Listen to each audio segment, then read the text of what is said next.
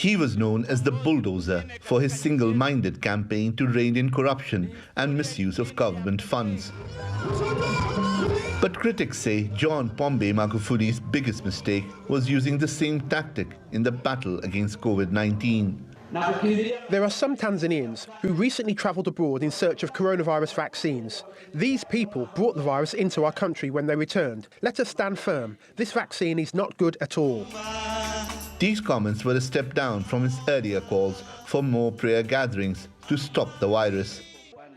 Ironically, Magufuli began his professional career as a high school science teacher before switching to politics in the 1990s. He came into the international spotlight after being elected president in 2015 in a tightly contested election.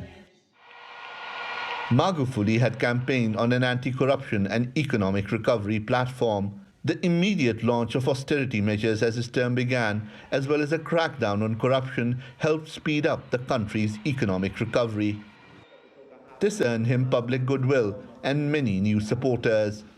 But his stance on rights issues such as political dissent, LGBTQ rights and birth control rights also earned him many new critics.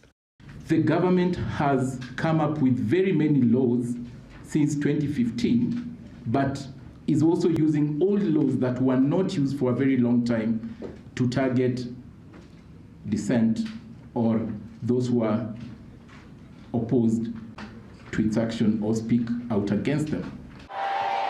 Mr. Magufuli also openly expressed his Christian beliefs and cast himself as a champion of the faith.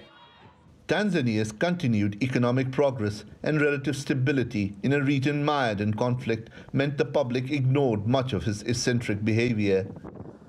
They even put a stamp of approval on it in the latest election in 2020, despite Mr. Magufuli holding public gatherings with no social distancing and scoffing at the pandemic. The election is finally over. What is important now is that people start focusing on building the economy of our country. I want to assure you, my fellow Tanzanians, both the oaths I and my Vice President took to respect the constitution of our country. We shall make sure we respect and protect it, no matter the cost. But the pandemic was closing in, and several senior politicians died or became sick with coronavirus-like symptoms. Magufuli was one of few African leaders to refuse a lockdown or curfew, saying the country couldn't afford it. But for some Tanzanians, his decision has cost them their lives.